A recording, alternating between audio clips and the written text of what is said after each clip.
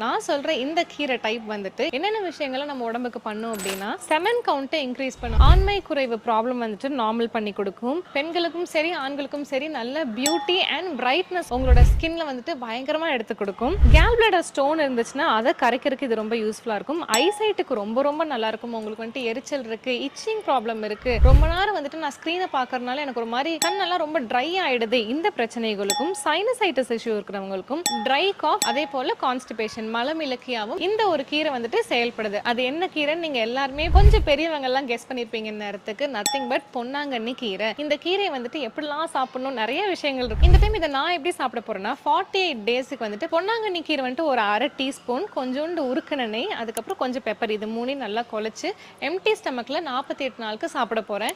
இதனால வந்துட்டு நல்ல பியூட்டியும் பிரைட்னஸும் பளபளப்பும் நம்மளோட உடம்புக்கு வரும், ஃபுல் பாடிக்கு வரும்னு சொல்றாங்க. பார்ப்போம், நீங்களும் என் கூட சேர்ந்து ட்ரை பண்ணுங்க.